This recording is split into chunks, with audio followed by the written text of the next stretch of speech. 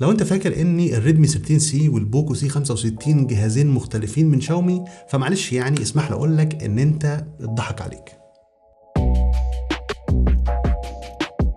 السلام عليكم واهلا بيكم في فيديو جديد لمراجعه مختلفه شويه، لانها هتكون للجهازين من شاومي، الريدمي 13 سي والبوكو سي 65. ولكن في تريكايه شاومي عاملاها في الاجهزه دي لازم تكون عارفها كويس قوي قبل ما تشتري عشان تتاكد ان انت واخد القرار الصح. ولكن قبل ما نخش في التفاصيل، لو انت اول مره تشوفني فانا محمد الخياط، رجعت اكتر من 150 جهاز موبايل قبل كده خلال اخر 8 سنين حتى من قبل ما اعمل القناه. فحاول تعمل اشتراك على القناه وتفعل زرار الجرس عشان تتابع الفيديوهات الجديده اول ما تنزل، وكمان ما تنساش تعمل لايك على الفيديو لان ده بيساعد. وتقدر كمان تتابعني على مواقع السوشيال ميديا، هتلاقي الروابط كلها موجوده في وصف الفيديو. وما تنساش ان اي تفاعل انت بتعمله على الفيديو ده هيساعد في ان احنا نتبرع بمبلغ اكبر لاهل غزه ولاخواتنا في غزه. فلو مش عارف الموضوع ده، انا كنت عملت له فيديو مخصوص هتلاقيه موجود في وصف الفيديو علشان تبقى عارف احنا بنعمل ايه. دلوقتي بقى خلينا نخش على المهم. الريدمي 13 سي والبوكو سي 65 نظريا هما جهازين مختلفين من شاومي، ولكن عمليا الجهازين دول هما بالظبط نفس الجهاز. الجهازين بنفس الابعاد بالملي، بنفس اماكن الكاميرات والفلاش، نفس اماكن الزراير، نفس المنافذ اللي فيه. بمعنى اصح لو جبت جراب وسكرين لاي موبايل منهم هيركبوا على الموبايل التاني عادي جدا. عاوز اقول لك ان حتى المواصفات الداخليه بتاعت الجهازين هي بالظبط بدون اي اختلاف. ولكن بالرغم من ده شاومي بتبيع الجهازين دول باسعار مختلفه، وهقول لك ليه كمان شويه. ولكن في الاول خلينا نتكلم عن التصميم بتاع الاجهزه. الجهازين هم في التصميم بالظبط. اللون اللي معايا ده هو اللون الازرق، والصراحه اللون الازرق ده غامق قوي. خامه الظهر هتلاقيها من البلاستيك المصنفر اللي مش بيبان عليه انعكاس الاضاءه بشكل واضح. وتوزيعه الكاميرات في الجهازين هي بالظبط، الا اختلاف بسيط وهو الجزء اللامع اللي حوالين فريم الكاميرات. الجزء ده هتلاقيه اكبر شويه في البوكو عن الريدمي، ولكن الكاميرات وتوزيعتها هي بالظبط. كلا الجهازين هتلاقي الزوايا بتاعتهم حاده، والفريم نفسه فلات على حسب الترند اللي بداته قبل من زمان. والفريم هتلاقي فيه المنافذ المعتاده زي منفذ ال 3.5 مللي اللي موجود في الجهازين، وكمان منفذ السماعه السبيكر اللي موجوده تحت. وللاسف هي سماعه مونو واحده، وصوت السماعه للاسف في الجهازين هو والصوت كان يعني متوسط في مستوى الصوت، ولكن الجوده الصراحه مش قد كده، والسماعه تفتقد للبيز. الصراحه دي مش افضل تجربه سماعات في الفئه السعريه دي. اما الشاشه اللي موجوده فهي برضه بالظبط في الجهازين. الشاشه بحجم 6.7 بوصه من نوع IPS وبدقه HD بلس، وبتيجي بريفريش ريت 90 هرتز. الشاشه اجمالا تجربتها كويسه سواء في مشاهده المحتوى او في استخدام التطبيقات المختلفه. ولكن خد بالك ان الشيء اللي مضايقني في الشاشه شويه هو ان الحواف بتاعتها كبيره سنه، ولكن ده معتاد على السعر ده. ولكن الشيء التاني اللي مضايقني فيها هو السطوع بتاعها، لانه اخره 600 نت او شمعه، وده مش كافي قوي ان انت تستخدم الجهاز في الاماكن اللي فيها اضاءه قويه. واللي مش افضل حاجه في الجهازين هنا برضو هو المواصفات الداخليه بتاعتهم.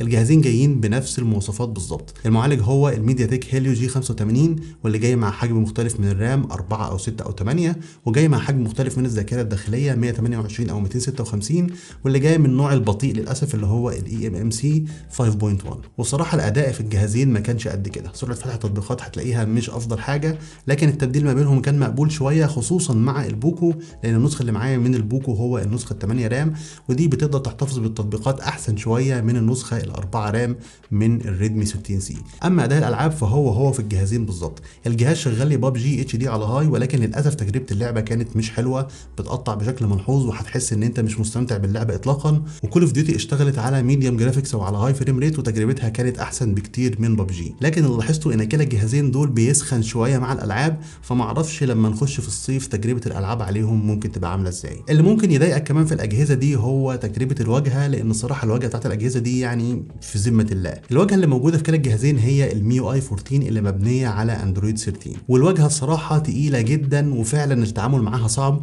ويمكن دي اسوأ تجربه واجهه في موبايلات الفئه الاقتصاديه اللي انا جربتها حتى الان. انا مش عارف شاومي مؤخرا الدنيا بايظه معاها ليه. اجهزه الفئه الاقتصاديه كانت شاومي ظبطت السوفت وير فيها وكان اداؤه بقى يبقى احسن شويه، ولكن رجع للاسف اسوأ من الاول. فتجربه الواجهه هنا محتاجه تتحسن بمراحل عن الوضع اللي هي فيه دلوقتي. ولكن اللي ممكن يصبرك على الاجهزه دي سواء البوكو او الريدمي هو البطاريه اللي موجوده فيهم، لان حجم البطاريه برضه هو في الجهازين 5000 ملي امبير. والبطاريه دي هتفضل معاك يوم عادي جدا بمتوسط تقريبا 8 او 9 ساعات من وقت عمل الشاشه. الجهازين بيجي معاهم شاحن في العلبه بقوه 10 واط، واللي بيشحن لك الجهاز تقريبا في 3 ساعات الا حاجه بسيطه. وخد بالك ان كده الجهازين هنا بيدعموا شحن اسرع شويه 18 واط، ولكن للاسف شاومي مش حاطه الشاحن ال 18 واط في العلبه، بالرغم من انها شايله الجراب وشايله السكرينه.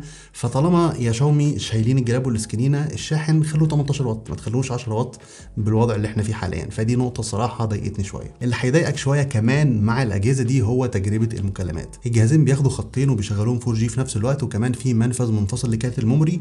ولحد هنا تخلص الحاجات الحلوه، لان للاسف صوت سماعه المكالمات يعني مش عالي قوي، والصوت واضح بس مش عالي، والجهازين بيفتقدوا لوجود مستشعر التقارب. فمستشعر التقارب هنا شغال بالسوفت وير واداؤه مش افضل حاجه، وكمان كلا الجهازين هنا مفهومش مايك تاني لعزل الضوضاء، فاجمالا تجربه المكالمات مش افضل حاجه ممكنه. خلينا بقى نخش على الكاميرات، وبرده هنا نفس السيت اب في الجهازين جايين بثلاث كاميرات خلفيه، كاميرتين منهم مالهمش لازمه وهم كاميرا 8 من 100 ميجا بكسل، وده رقم عبيط قوي. شاومي بتقول ان الكاميرا دي للعزل، وفي كاميرا ثانيه 2 ميجا بكسل للماكرو. ففكنا من الكاميرتين دول وخلينا نتكلم عن الكاميرا الاساسيه اللي جايه بدقه 50 ميجا بكسل مع فتحه عدسه f1.8. الصبح الكاميرا ادائها صراحه مش بطال، التفاصيل ومعالجه الالوان مقبولين، والديناميك رينج يعني مشي الحال. بالليل التفاصيل بتقل جدا، معالجه الالوان بتكون مش مستقره، والنويز واضحه، واحيانا كتير الصور بتكون مهزوزه خصوصا مع البوكو. ومع الوضع الليلي الدنيا بتتحسن شويه. اما الكاميرا السيلفي فهي في الجهازين جايه بدقه 8 ميجا بكسل مع فتحه عدسه f2.0. الصبح الكاميرا يجي منها الصراحه التفاصيل مقبوله، معالجه الالوان لطيفه، لكن بحس شويه ان صور البوكو افتح من الريدمي. اما وضع البورتريه فالعزل فيه يا دوبك نقدر نقول عليه مقبول، وبالليل التفاصيل بتقل مع شويه نويز بسيطه بتظهر. اما الفيديو على الجهازين فبيكون بدقه 1080 30 فريم في الثانيه. الفيديو مقبول ولكن ما عندكش تثبيت من اي نوع، والفيديو كمان على الكاميرا السيلفي مقبول، ولكن دايما حاول ان انت تصور في مكان فيه اضاءه قويه. وده هياخدنا للنقطه الاخيره في الفيديو ده، وهي اللعبه اللي عاملاها شاومي بخصوص تسعير الجهازين دول، بالرغم من ان الجهازين هم بالظبط نفس الجهاز. لو قارنت الاسعار دايما هتلاقي ان الريدمي 13 سي سعره تقريبا اغلى ب 300 جنيه عن البوكو السي 65. هل فرق السعر ده موجود لمبرر معين؟ الاجابه هنا قطعا لا، الجهازين هم بالظبط نفس الجهاز، ولكن كل الفكره ان العلامه التجاريه بتاعه ريدمي تعتبر مشهوره اكتر، فبالتالي شاومي بتسعرها بسعر اغلى شويه عن العلامه التجاريه بوكو. فهنا نظريا ممكن اقول لك انك تروح تشتري البوكو وخلاص، ولكن الصراحه برضو انا مش قادر اقول ده عشان في تريكايه تانية شاومي عاملاها. الريدمي 13 سي الجهاز ده صناعه محليه، صنع في مصر، والبوكو سي 65 ده جهاز مستورد من بره. والمفروض دايما ان الجهاز اللي بيكون صناعه محليه سعره بيكون ارخص من الجهاز المستورد من بره، خصوصا ان الجهازين دول هم نفس الجهاز بالظبط. فلا مستغربوا ان الريدمي 13 سي تكلفته على شاومي اقل من البوكو سي 65، وبالرغم من ده شاومي بتبيع الريدمي 13 سي اغلى من البوكو سي 65.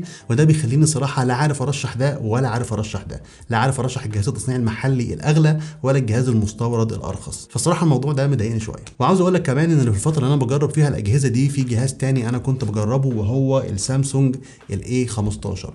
الجهاز ده الصراحه يعني بالرغم من انه اغلب فرق بسيط عن اجهزه شاومي، بس بيقدم حاجات في التجربه افضل بفرق مهول عن اجهزه شاومي. فلو انتوا عاوزين مقارنه بين الجهاز ده واجهزه شاومي قولوا لي في التعليقات علشان احضر لها في اقرب وقت ممكن. وبس كده، دي كانت كل حاجه في الفيديو ده. اكيد لو عندك اي سؤال اكتبه في الكومنتات، وما تنساش لايك وكومنت وشير وسبسكرايب، واشوفكم ان شاء الله في فيديو جديد قريب جدا.